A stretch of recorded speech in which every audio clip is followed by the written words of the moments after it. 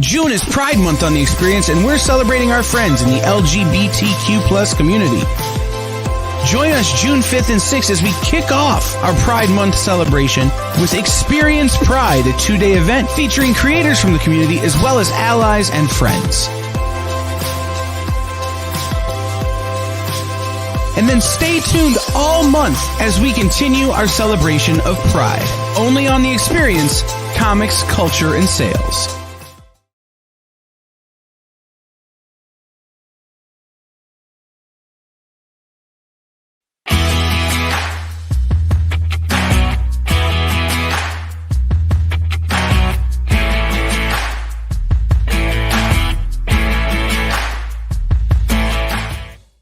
Today's comics market is ripe with new titles by creators who are determined to get their books into your hands. My name is Onrie. For the last decade, I've been making and selling my own creator-owned comics and dealing as a collector in live sales. My signature series, Yisun Shin, is the book that cannot be defeated in battle and has over 250,000 copies in print. Now I'm taking comics to the next level and laying the groundwork for my fellow creators to get their voices heard so they can connect directly with you. This is your chance to engage live with top comic book talent and get your comics signed without having to wait in long lines or pay any fees. But remember, we only have a limited amount of their books in stock, so always remember to call it as you see it. You're watching Virtual Signings with Onrie, the live event show. What is up, everybody? Welcome to another episode of Virtual Signings with Onrie. I'm your host, Onrie. We got Mike James in the house. Chocolate-covered cosplay.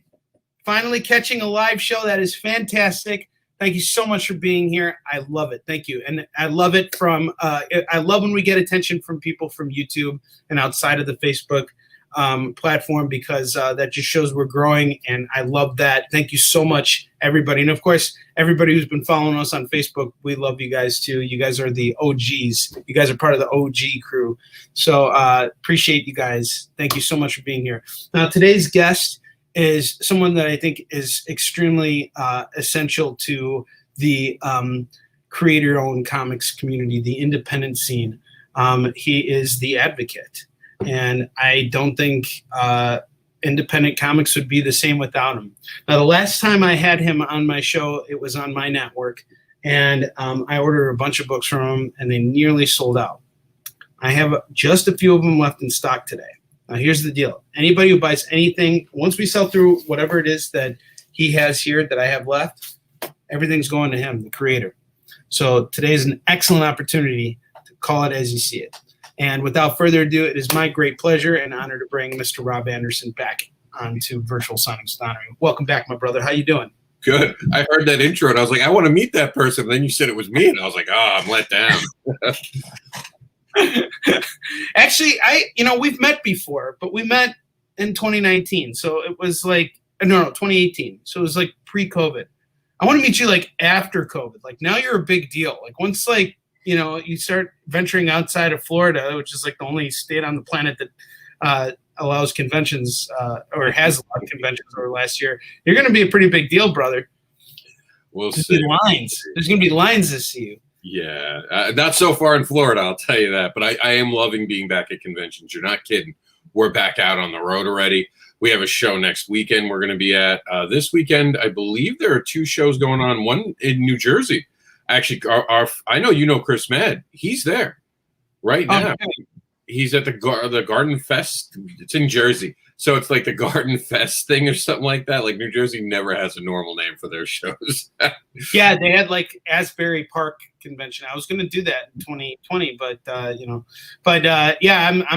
really happy because I'm doing my first show next week, and that one's in Pittsburgh. But it's great to see it's all opening up. But one of the things I want to really give you credit for is the fact that all throughout everything that has been going on, you've been doing such a wonderful job of keeping our community together and spreading love and positivity everywhere you go. And that's not easy. And, I got a lot of respect for what you're doing, man, especially like considering what it is that we do. Like as independent comic book creators, we don't have like the big push from a big publisher or even a big distributor to really get our stuff out there. And what we're doing is really fantastic in its own way. And you got a book here that's actually been picked up by a publisher. So I think that now you're starting to venture outside of that territory here. Why don't you tell us a little bit about this bad boy? Cat Dad and Supermom, right here, as you guys can see on there, was picked up by Scout. It's under their Scoot brand. It's about, believe it or not, it's about my autistic 6-year-old named Jax. And he comes to shows. He's been to over 100 Comic-Cons. I'm not exaggerating. He has been to that many already in his life. And that's what taking 2020 off. And this one show, I saw him playing and I saw his imagination going. And at this point, I knew that he had autism. And it became like a goal of mine to unlock it. I was like, I wonder how he sees the world in that imagination. And that idea stuck with me. And then I realized that he probably will be going to his imagination a lot of times to figure things out. So I made a book about him and figuring things out and how he will see the world in a different way. And I made myself a superhero, but I made myself Cat Dad. And the inner joke is, to anyone who knows me, I hate cats. So the idea that I would become Cat Dad was like, a lot of my friends laughed about it. And of course, because when you tell a kid something, it's this moment where, we tell our kids, why is Spider-Man Spider-Man? Because he got bit by a spider. So now my son thinks because I get bit by a cat, I suddenly become Catman in his mind, because that's how kids are. And it's a wonderful thing to see that. In this book, we actually introduced Elefar. And she's a very misunderstood character. Once you read the book, you get it. She's a lunch lady who gets bullied by Jax's friends. We don't talk about that. What's a kid supposed to do when he sees his own friends bullying someone, especially an adult? And I thought that was a unique way to take a look at the world and how we can tell our children, hey, there are ways that we're supposed to do things and there's ways we're not supposed to do things, and taking responsibility for your actions. And this was well before 2020 that I wrote this. So I swear it has nothing to do with anything like that. It's about, I have never liked bullies. When I was younger, I was the small kid in the class and I got bullied. So I've always wanted to advocate for stop being bullying. And this is one of the ways, because I think children get so used to seeing it, dealing with it as kids. How aren't they going to grow up and have that in their life? So we can start to give elements to children at a young age on how to deal with bullying. Maybe we can prevent it from going into their adulthood. And I've read this book, and yes, this is the first issue now. You've got a fan. It seems like you've got a real big fan in chocolate covered cosplay over here. She's actually got a question for you. Sure. So her question is that she says, my first show ever as a panelist is in November. Super freaked. Any advice? Well, I'm actually going back to panels next weekend. So depending on the topic, honestly, just be genuine. When you're doing a panel, be yourself. I've been on panels and I forgot the creator's name. It's going to make the story so much worse. But I forgot the creator's name, who was dealing with Teenage Mutant Ninja Turtles. And he was the one behind that horrible reboot that went nowhere. And I'm on a panel with him. And I don't realize it. And I'm like, the thing I'm really tired about and I like about indie comics versus mainstream is we don't reboot everything and repackage it. Look at Teenage Ninja Turtles. And I heard myself say it. I owned it. I turned to them. I'm like, I'm sorry, but it's true. The Turtles get redone too often. So just be yourself. Even if you make a flub, admit it. Just move on with yourself. Don't be nervous. You have an opinion. You're a unique person who's got an amazing story to tell the world. Don't be afraid of getting in there and having conversations and telling the world what you know to be true, because you've seen the world through your eyes and people want to hear that. Rob, that is very well said. That is extremely well said. And I couldn't agree more. I think that's the one thing that makes being a comic book creator so special, or just in general being involved with entertainment, not necessarily in comics, but any facets, even cosplay. It's that we identify ourselves when we come to these shows, and we put on our so-called superhero suits, and that's our identity. And I think you got to own it, and that's very well said. Now, let's go back to the comic slinging thing, which is what I like to do most, and what you like to do as well. Chocolate Covered Cosplay also asked, if this is a first issue. Now, Rob, tell us about this issue. This is from the original. This is from the self-published printing. I got one copy left. Yeah, that's actually the award-winning one. So here's the deal. In the middle of everything that was going on, we won an award. We did a special print, and I did the print because my printer had nothing coming in. And I was talking to him, and he had no work coming in. So I did a quick Kickstarter because remember, Diamond had shut down. Everything was gone. That was it. Poof. The world stopped creatively for us comic book creators. So I literally did a Kickstarter, and I was like, I'll just print these, and whatever we print, we'll print more later without the award covers. These will just be for this. So we raised something like $2,000 or close to it. I forgot the amount. And I was blown away. We got a project we love. It was bigger than I actually expected it to be. And I remember the first goal I wanted to only put 500, and Chuck was like, no, we can make more. Like, you should go for it. Make like the goal higher. So we didn't. You guys came through and you did it. So that's actually a rare printing. So when I printed it, I never thought of anything. I was like, well, just print more if I need it. So there's only 111 because now it's part of Scout. So it's under their Scoot brand. So I don't print any more issues of that. If I want more issues of that, I got to go to Scout from now on. And that's a pretty big deal. So you're getting the original book in its original format. This is the first printing of the book. Rob, I'm going to need you to price this out for me because things have changed since the last time I had you on my show. And this is my last copy. I don't have any more copies of Cat Dad Supermom. I'll be honest. I mean, it's your show, but at shows I've been able to sell it for 20 without a problem. I mean, honestly, because of the collectability of it, and I've seen it go for that. I've also sold it for 10 because I'm a sucker for kids. If a little kid comes over, I'm like, oh man, I can't not.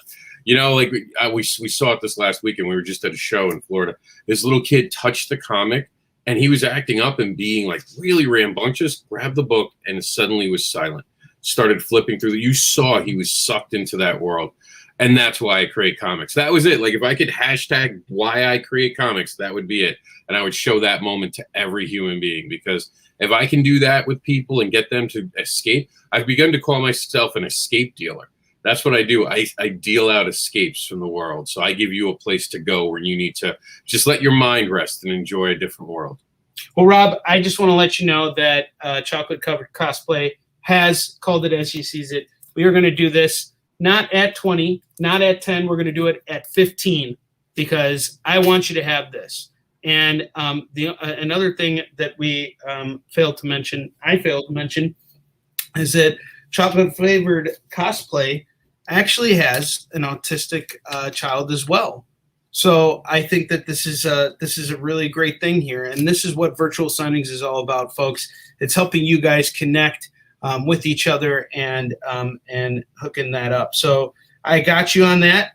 This is fantastic. This we are sold out of this. So anybody else who's watching right now, if you want Cat Dad and Supermom and you buy it, you're going to be buying directly from Rob. He's going to hook you up. And that's what it's all about. Fantastic. Thank you so much. All right, let's keep talking here because you're Onrie, yes. Don't you want to ask that question? Which question? Is there going to be another? How much for a signed book? No. The question that everyone asks about another issue. Oh yes, is there another issue? I don't know. There might be one. Oh, here on virtual signings. I'm sorry, man. I totally missed that. I figured I'd give it to your show. I've kind of hinted about it. I appreciate it. Anybody who is watching right now, you are seeing a very, very tiny sneak peek of Cat Dad and Supermom #2. Yep. And I'll What Makes a Hero is the actual working title right now. And it's cool. I'll even give it to you. And I haven't given this publicly yet. So because you're awesome and I love what you do. So what happens when Jax meets his hero? But the hero is really the actor and not the real hero. What happens when he doesn't live up to his fictional character? How many times have you gone to a show and taken your kid to go see an actor or seen an actor at a show and they don't act anything like the person you want them to be?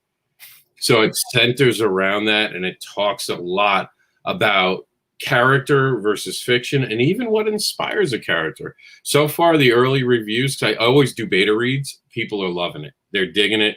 I'm really excited about this one because it takes the I think we did it again. And then, you know, with the first one, it was like lightning in a bottle.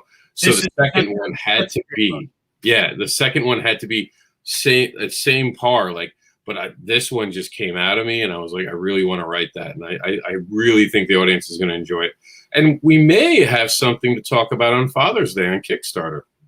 Ooh, that's awesome, man. Hey, you know, you're always welcome. You're always welcome on here, man. We appreciate you very much. And here's the thing I want to say too.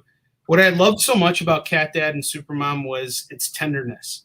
And it really pulled my heartstrings. And it's also one of the reasons why I reached out to Chuck as well. He's a very good editor. Chuck Pino is a phenomenal editor, and I could see his work coming through on this. What he does so well, I think, is he instills confidence in his that he's worked with, and you know, I hear it from everybody who's working with him right now, and he's totally working his way up, and is becoming more and more revered within the industry as like a very reputable person to work with, and I hope I get the opportunity to work with him. And I honestly, seeing what you did with Cat Dad and Supermom has definitely made me see what he's capable of doing. And this is not an easy. I'm not a kids comic type guy. I don't like that kind of stuff. Because A, I'm not a kid, and B, it's very hard for me to get down on that level. You know, as a writer. And that's not to say that anybody who can't get down on that level, it's not a knock. It's actually my fault. I can't do it. It's just something I have a hard time with. But the fact that you were able to do it and hold my attention as an adult, I found that to be really inspiring. And it's just a really good book. And in fact, everything you've done is just really fantastic. But I want to talk to you about another book that you have here called The Advocator Presents. Speaking of book, it's really well. Why don't you tell us about it? Well, speaking of Chuck, right there on the front cover, this is Chuck's Welcome to Void, and I completely agree with everything that you said about him being an editor. I actually call him a co-creator because his editing, and it's not that he wrote anything; it's the way he inspires you. Because his as an editor, I can push against him, and I know he won't break. There are some editors where you push and they get all upset, and they don't want to. They get a little nervous about it. He'll push back, and he'll explain why he wants the things he does, and that makes you better. So imagine how he is when he's a creator. So not only in The Advocator was there Welcome to the Void, which is his first comic ever, but my favorite thing he's ever done, Belial. If you guys haven't seen Belial, this character Link is inside of it. Oh my God. Let me tell you, one day Link will play with Barbara, and it's going to be fun. And we've talked about it. We have a story already, but he's amazing as a writer. But it wasn't just him in The Advocator. So me, Travis, and Chuck got together, and we wanted to do an anthology that wasn't an anthology. Instead, it was what creators do in between big projects. Because, you know, it takes forever to make a comic book sometimes. It takes a while to get 20. Wait, sometimes? Well, I mean, let me tell you, I put together pretty fast. I don't know why. They did, like, magically came together. Like, it was like, this didn't, you almost were afraid because you're like, this was too fast. This should have taken longer. I don't know how Marvel and DC does it. But with this, we gave people the opportunity to tell 4-page stories, 5-page stories, 6-page stories in between. It's not an anthology because it's about franchises. Every one of these things has a pre-established franchise or began to start an actual franchise for a different character. And we thought that was pretty awesome because these same characters and ideas work within different universes. Jamie Primack, who did that cover right here for Binary Star, that's an amazing thing. You got Grimwood Crossings by Jonathan Connor. You got Mary Revised, which was actually a first 2-part story that went in the first and second.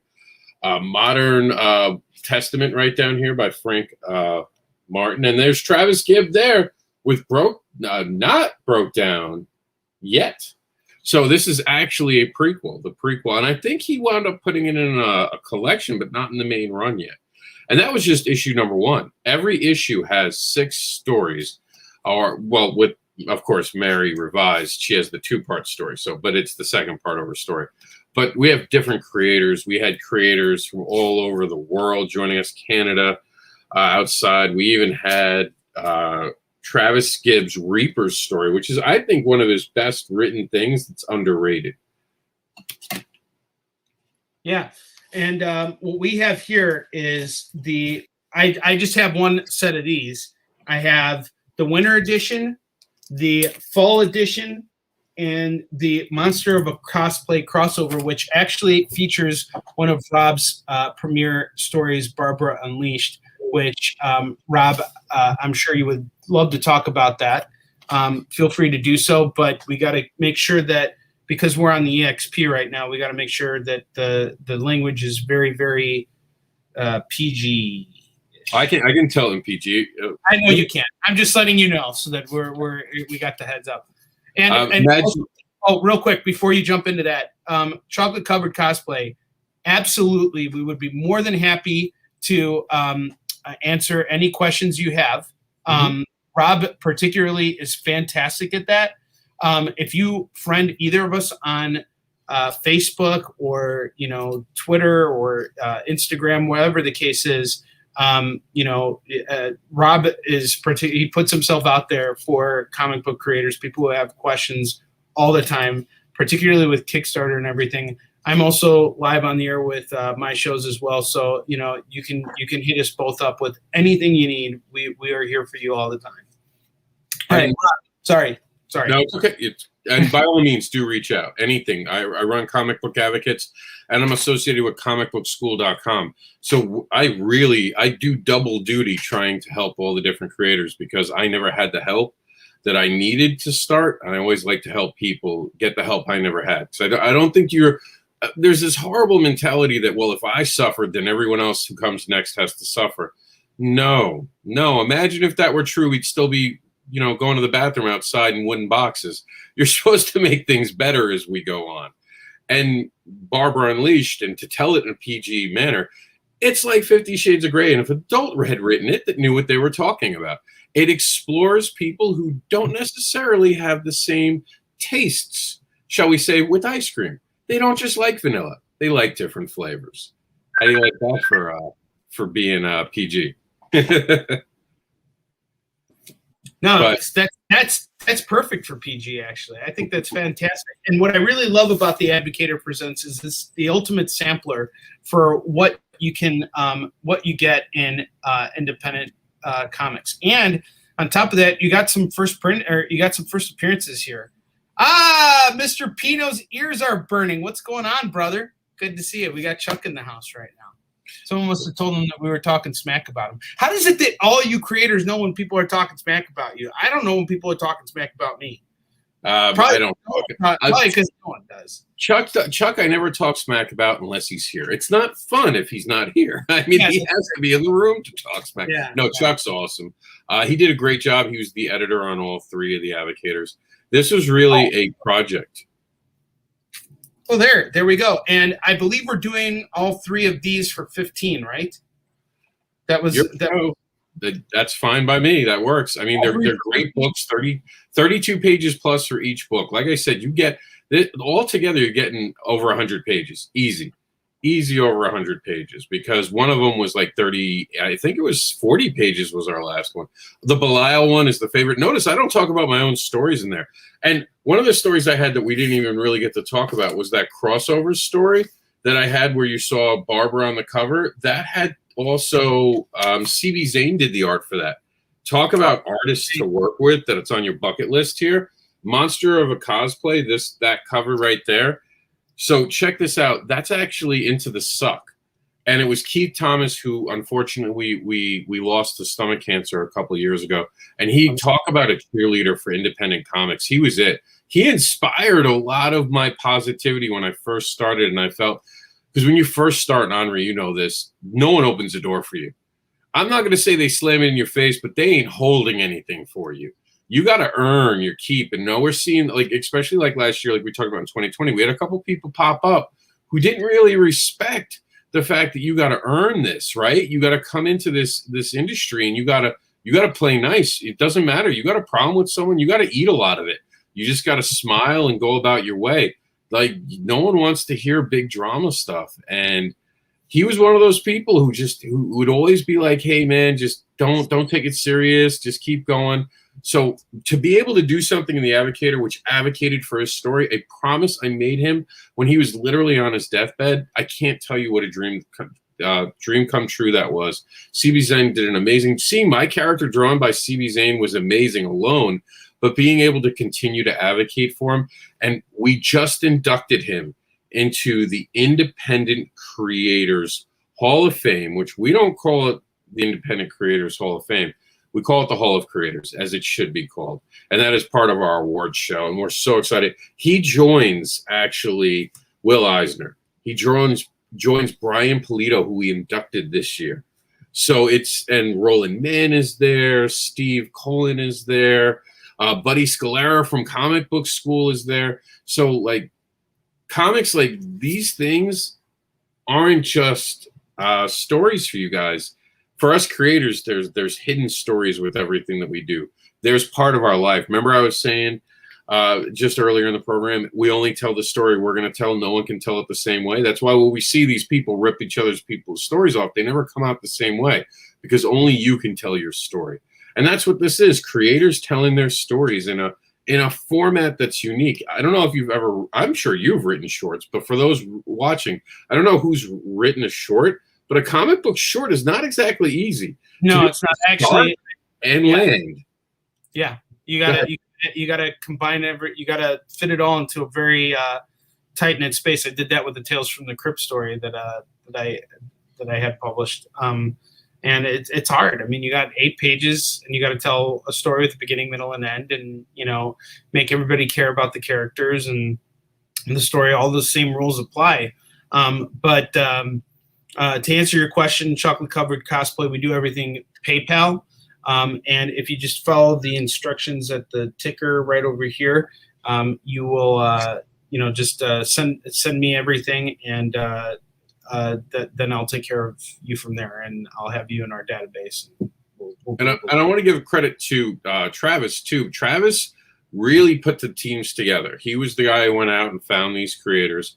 And the like I said, Travis looked at it in a unique way that I've never seen anyone look for it. He looked for people who had been on Kickstarter and was like, well, if we can get them to give a smaller story in between their Kickstarters, then we can give them another book. We can give them something to talk about, and they don't disappear for 6 months to a year. How many creators do we know that are our friends that they just disappear on us for about a year in between books because they don't have anything there? This gave someone something. It gave them a landing strip because they didn't have to come up with this huge 32-page or a 24-page book. They actually had us do that for them, and they just came along with the ride. And it sells great at conventions because, I mean, I call it the poo-poo platter of indie comics. It's really what it is. You get a little taste of this, you get a little taste of that. If you like what you see, you're off to the races, and you're actually getting this bigger universe. You can support the creators. You can go and back their Kickstarter campaigns. It's actually brilliant. And speaking of which, I remember. I don't think I've forgotten about that story that you were telling me about to submit to you guys. Yeah, I want you in the Continuum. I would love that. I would love that very much. The Continuum is kind of like the brother to the Advocator. The Advocator is about franchises. The Continuum is really, and Onrie, you know this. We've always talked about creators working together. When we all start, we all want to work together. We all want to have our stories. We all want to be attached somehow. So that's what the Continuum is going to be. It's going to be a universe, like not even a universe, just an encompassing thing that allows everyone to come in and play. Everyone can put a story in there. It's pilot season this year. Next year, we were talking about you bringing in something from what you want to do. And it's also a way to flex your creative muscles. You're known for one thing, but you don't want to make a whole comic book. Let me test it out in the market. I'll put it out in the Continuum. Here's something that I've never heard anyone do before. If you're in issue 5 of the Continuum, we're going to have legacy Continuum numbering. What do I mean by that? Well, I said arrogantly that I'm going to make 100 issues of the Continuum in 10 years. Whew. To do that, I'm also going to be doing something called the Continuum Presents. The Continuum Presents will count towards that 100. So that'll be the legacy numbering. So Heroics actually goes live in June, this month, as a matter of fact. And that's going to be exploring heroics in comic books. It's not going to be a regular Continuum because it's a themed book. But that'll be Continuum too. So if you're in Continuum 4 and you're like, I really like the Continuum, and it would help me make sales at the table. Rob, can I carry the other books? I'll say to you, yes, absolutely. Carry all four, have the bundling opportunities. And I know if there's a person on this planet in comics that understands the power of a bundle, it's you.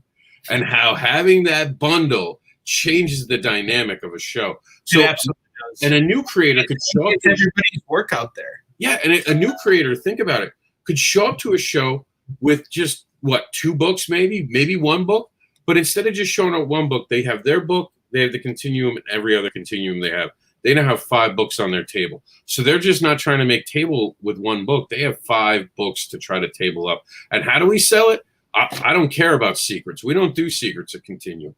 You get to buy the book from us for a quarter over printing costs and shipping. So if you picked it up at a show for me, it's an extra quarter for Continuum. That's all Continuum takes. And we'll also be adding creator owned, and when we do creator owned, it'll be $1 over cost, because of course the creator at that point should be paid for their IP being used. But then that would add more to the catalog. So in the end, when you join the Continuum in 3 years, you're going to be able to pick from 20 titles.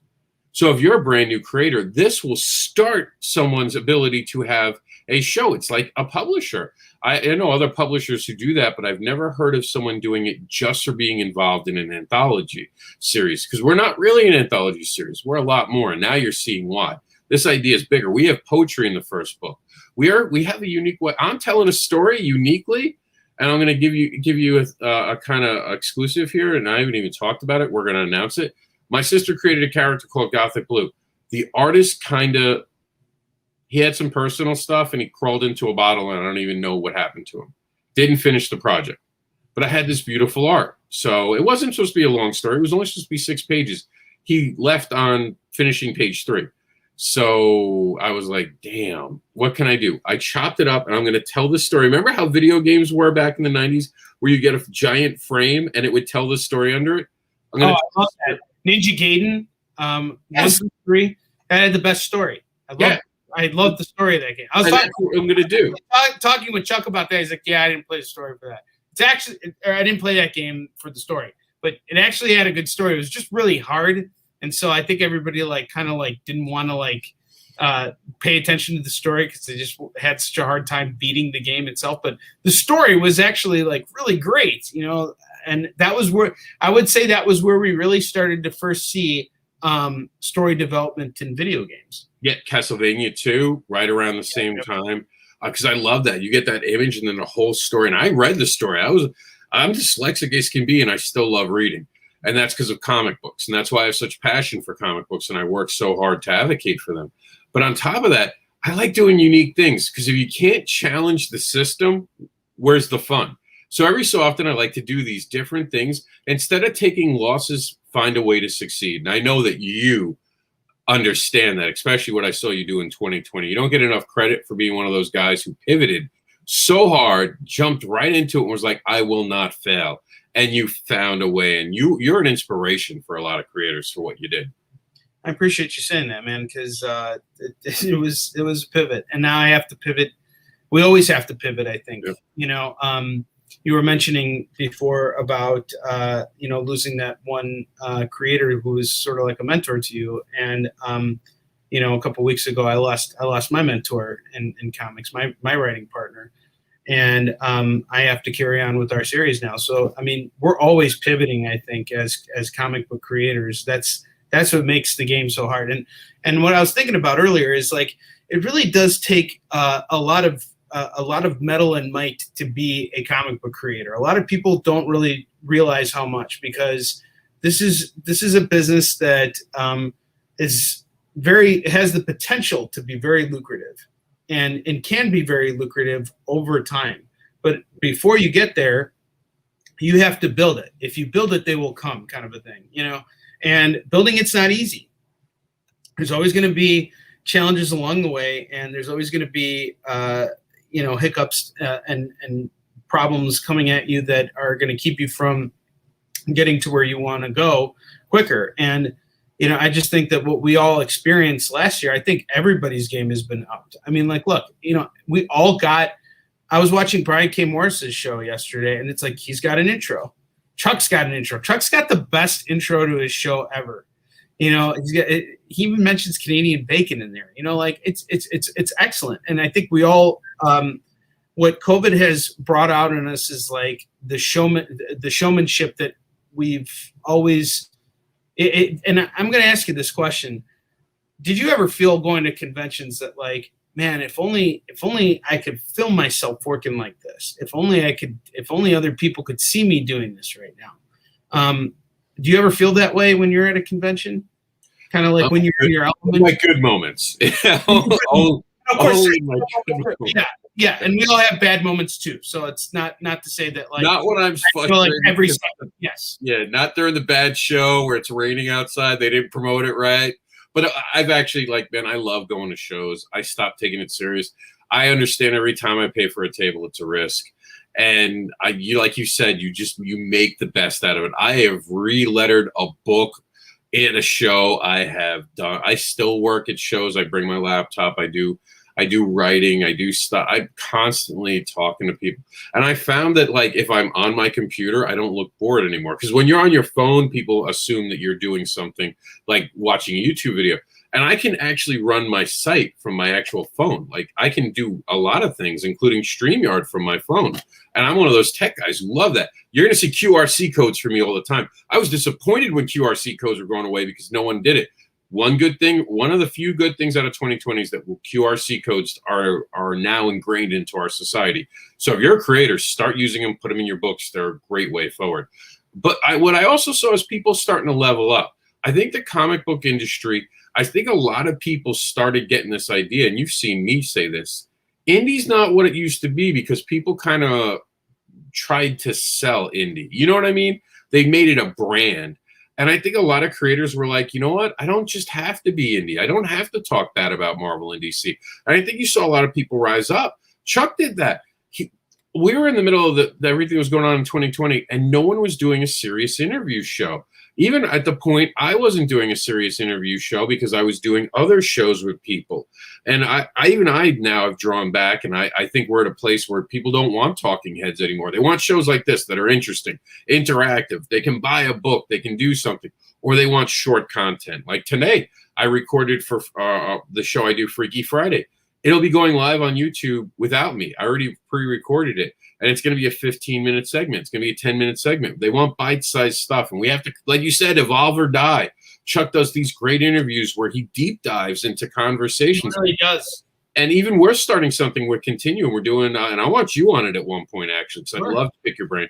It's called Continuum Comics Creative Corner. And we're going to do a two-part. The first part's just about you. How did it start? Not what got you into comics. I really want to know, what was the moment that you fell in love with comics? Questions like that, where we really get to see your creative soul. Because people like my interviews. Lord knows why, but people like when I interview them. I started off being the 7 deadly questions guy, but I guess people like to be able to show themselves. Because a lot of these interview shows, you get 10 people in a StreamYard. It's not intimate like we're having today. You see this a lot of times. People are like, they're on their phone because they're not being paid attention to. And the guests, like now it's 4 people hosting a show and the 4 people are talking to each other instead of talking to the people in the room. So Chuck did this thing where he's directly looking, like what you're doing with me right now, at the person, talking to them, and suddenly people are watching. Imagine that. People want to see. Chuck, when I went on Chuck's show, I was shocked at how many people were watching. And we were on the air for like 2 hours. It was like, and I was expecting like maybe 45 minutes. It's like, how long can you really drone on about, about yourself and your love for comics? I mean, and hold people's interests. You know what I mean? And I just think Chuck does an incredible job. My hat's off to Chuck, and we'll probably have him on here for a virtual signing at some point. We got to get more Belial in stock first. Well, I hear Belial 2 is coming, so that'll be definitely something you should have him in for. That Chris Mad cover, oh, man, I can't wait to get my hands on it. Like, Chris Mad's an amazing artist. I've gotten to work with him. He's a personal friend, great creator. And it's funny because we all come up together. We all, New York Comic Con, that's where we're comic book school. Whole bunch of creators I'm still friends with to this day. People don't understand that. Like, when these new people show up and then they have this tendency to rub people the wrong way and then begin to talk badly about other people. They don't realize we're all friends. Like a lot of these people who've been around a while, we all know each other. And a lot of those of us who've been around 5-10 years now, even longer, we not just know each other, but even if we don't like someone, we've learned not to talk about them unless they're dangerous. If life is too short. Look at it at Baskin Robbins. You don't go to Baskin Robbins and go, I hate that flavor. That flavor is bad. And you don't go on social media and you don't talk about how bad a flavor is. It's just not your flavor. And we need a lot more maturity. And this is, look, I get it. 2020 was hard and people got a lot of angst to them now. But we're not going to we're at a critical moment where we're at a cultural reset moment. Let's all rise together. Let's all support each other. Let's show love, man. And this is the guy who goes around calling himself the comics devil telling you this. So we're at a point where we got to take it serious, where we really need to support each other. What Onrie's doing, what Chuck's doing, what all these people are doing. Even you got Travis Gibb out there doing some great stuff. We're doing some stuff at Continuum Comics.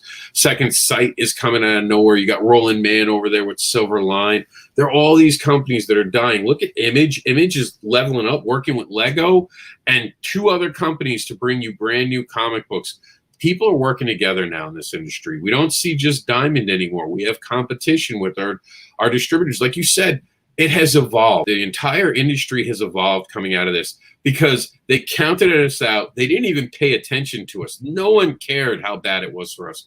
So we saved ourselves. And that's what you did, Onrie. You saved yourself. You inspired people by seeing that, hey, I can't sit around and feel bad for myself because no one cares. So either I make the pivot or I go away. And you made the pivot. And a lot of creators made the pivot. And I think that's why you're seeing an industry that's a lot different now, where the bottoms actually, like the bottom has now become kind of the driving force. Like you see Marvel and DC kind of looking down at the independents, and they're not looking down anymore. They're looking across and going, look at them. Look what they did. And you saw DC get right back to work when Kickstarter after Kickstarter was successful. When Indiegogo was making all the money it did. They were like, hey, wait a minute. Look at Boom. Boom got Keanu Reeves, was like, yeah, let's do this. You got Scott Snyder showed up, and he gave the money to his creative team. And I got his book. It's a script that actually shows you the art. Amazing things are happening in comics. Now is a great time to be a fan. I agree. This is what we're seeing right now is a renaissance. And I agree with you. I want to say that the world has opened up to me much more post-COVID because prior to that, I had that razor sharp focus on going to conventions and just focusing on what I was doing there, just working the con scene. That was when I was making sales and doing all this stuff. But I have to tell you, the connections I've made and the amount of fun I've had working in live sales and doing things like the virtual signing show has really expanded my horizons a lot. It's made me realize just how easy it is for us to all work together. And there are people I used to hate in this business. Couldn't stand them. I'm not going to say their names on the show, but there are people on here that I have really disliked. And as soon as I started doing the virtual signing show, I invited them to come on. And guess what? I sold their books, and I ordered more. And I thank you for forgiving me and bringing me on the show, by the way. Yes. No, it's definitely not you. But, regardless, it's just, whatever, my feelings of that person haven't changed per se. It's not like, oh, I love this guy. He's my best friend now. You're allowed to not like people in comics. That's okay. You don't have to just like everybody. But I think what you're addressing is very important too, which is the idea of not calling out people publicly. Because when you call someone out publicly, you're now trying to humiliate that person. And how's it going to end? It's going to make you look stupid because when you call that person out, you suddenly look like you're like the tattletale. Or worse, you're obsessed with someone. Like you can't get someone out of your head. Like we're living rent free in people's heads is something I do, and I don't even care. I have people go, "Oh, Rob, I think this person's talking about you," and I'm like, "Okay, cool. What'd you say to them?" And they're like, "What do you mean?" I was like, "Well, it offended you. It don't offend me." Listen, I know this is gonna be controversial, but I'm gonna say it, and it's true. I don't respond to a lot of that stuff because I don't care what one person says. I don't care what people say about me. Why don't I care what people say about me? Because you're trying to fight an audience of one. You are literally trying to change one mind, and you're taking all your energy and trying to change one mind. Instead, work on your actions. Let me tell you, any day of the week, I'm happy to put side by side the things I do in this industry, all the people I've helped, the things I try to accomplish, the people I try to help behind the scenes, what I do at Comic Book School, what I do at Comic Book Advocates, and what I create. As a creator, I'm proud of everything I created. Those are the things that I let speak for me. You know what I mean? I don't worry about, so Rob's this, Rob's that. They're entitled to their opinion of me. Let them say what they want. But at the end of the day, I am not at all ashamed of who I am. I am proud of what I've done. I'm proud to have friends like you that I can talk to, and we could just talk, especially when things go sideways. I know I have someone like you I can reach out to. That says the world to me. I have people in my life, like, I mean, we had Brian Polito on our show, and he literally said, I looked you up and saw what you were doing, and it made me feel confident that I could be part of this. That is just a moment that you're like, oh my goodness. I had literally Will Eisner's estate look at me, retweet me, and say, look what this guy's doing. You don't get that by being small, and you can't be small. You can't be small at any job in your world. And I don't care if you're a creator, it's still a business. And yeah, it can be a fun business. We can have fun together. We go out and we do silly stuff at cons, and we enjoy interacting with people. The thing I was saying last weekend to everyone was, welcome back. Like I was the greeter at Walmart, but it felt so great to be able to say welcome back to people at a show. And so many people stopped. They didn't even buy a book, and they were like, thank you. The greeter at Walmart actually has a very important job. And Yes. I wouldn't say greeter is the right job. They're, as my partner Kevin Hines would say, they're the director of introductions. Mm-hmm. And they're your first impression.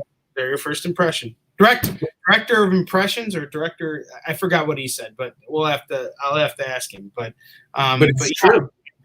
I agree 100%, Rob. Everything you're saying is true. And it's funny because everything you're saying is kind of funny because, I'm heading down the same route. I didn't know that, you were, tell us a little bit about Comic Book School before because I know you got like a couple minutes left before. I have actually something for Comic Book School coming. We're gonna. Tell us.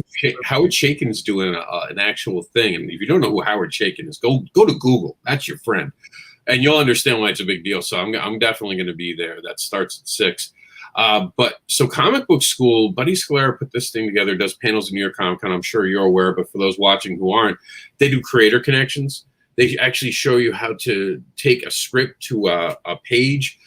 Amazing amount of information. 2020 hits, and before anything hits the fan in 2019, they decided they want to do an anthology. 2020 happens, and we still are managed to put this anthology through. This is now becoming something at a tipping point where we're helping these creators not just connect anymore, but learn the industry. We're actually trying to get it to a point where it can become something bigger, and even maybe a publisher for brand new creators that get to put out this thing. It's so important because without Comic Book School, I wouldn't be where I am. They inspired me to do Comic Book Advocates, what Buddy Scalera was doing, the advice they give. And, like any advice, you don't have to listen to everything. It's not a cult. You don't have to put on the uniform, but you go to these places, these panels, and I can't tell you how I still go to panels when I'm lucky enough not to be at a show where I'm not at a table, and that's sometimes unlucky depending on the show because you're not making money. But when I get to walk away and my partner's there, Mike Seeley's there, and I can go do a panel, I love hearing other people's points of view because again, we only see the world through our set of eyes. Going to a panel allows you to hear other stuff. Comic Book School is that bunch of creators. You got Dee, who's doing amazing stuff. She's the editor. Onrie. You got Chris, who's got Teddy's thing. We have, of course, Buddy Scalera is part of this. And you have all these creators that are different levels helping each other rise up. How amazing is that? It is just a quick ladder up if you get in with Comic Book School, if you're part of that and you're willing to listen and be part of it. I do warn people that when you go beyond the site, there are expectations. Like any industry, you're going to have to do certain things. You're going to have to act a certain way. It's called being professional. You say you're going to do something, you got to do it. But that's what we're trying to teach people. because no one taught me that. I don't know about you, Onrie, but no one taught me how to be in this industry. I learned the hard way more times than not by making a mistake, by insulting someone, even accidentally, not realizing what I did was wrong. You can learn that from people. Like, this is a service that's amazing. And of course, with Comic Book Advocates, we advocate for the creators already creating. We're helping them get out there with shows like Back or Pause, which I want to get you back on to actually do, where we pause videos when people lose interest. And that's kind of a fun show to show people why your video is so important, what your video can do. And I've been told by so many creators that they dread making a video because they know they're going to ask me to put it on them, but it makes their videos better. And they say it. I really think about my video, and I'm getting more backers now. So we can all help each other rise. And that's just not me on Back or Pause. You've been on it. You've played that game with us. Actually, I don't think I have played Back or We're Pause. in the middle of one of our panels. We actually played it. I don't know if you remember. We were watching a video, and we paused it and we talked about it. It was one of the places where we were doing it. I think you were on that one because we did a lot of panels. I very well. But you have so many people that there's a chance that I really may not have. But I really do want to be a part of it. I think I do want you. Yeah, I would love that. I would actually. I would like to see what.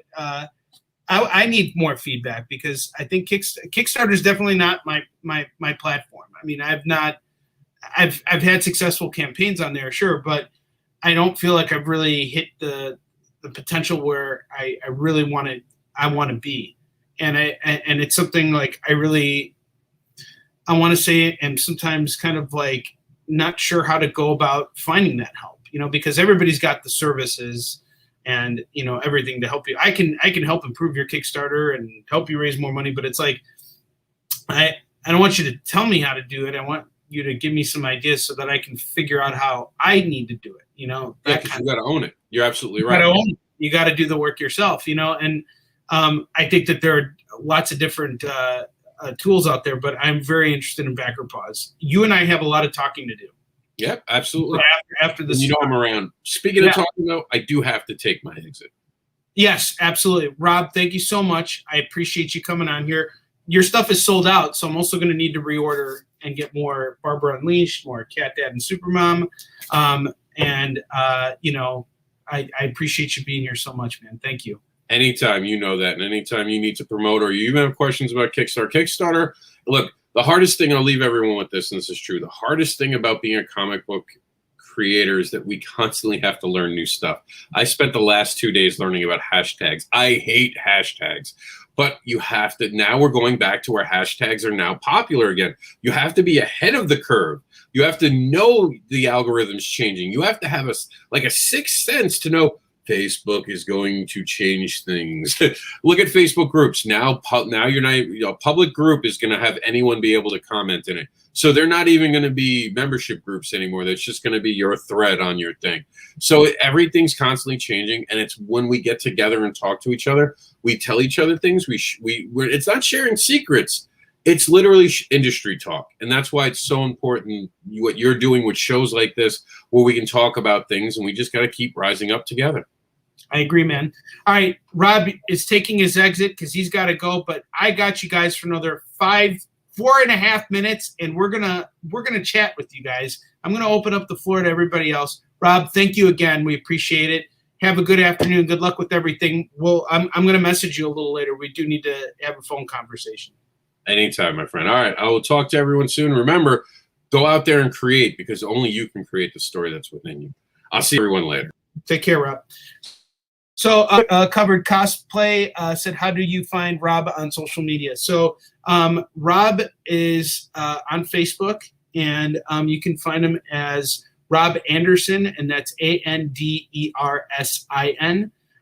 You can also friend me on Facebook too, and he's one of my mutual friends. So if you friend me on Facebook, I will put you directly in touch with Rob, and it is my pleasure to do that. I mean, everything Rob is doing for comics and as a comics creator, I have to say, it's like every time I meet someone new in comics, I just can't help but think to myself, man, I'm not doing enough. It's because you really can't ever do enough. Everybody is pushing and grinding and really trying to get somewhere in this business. And Rob really does a wonderful job of reminding us of how this is a team effort.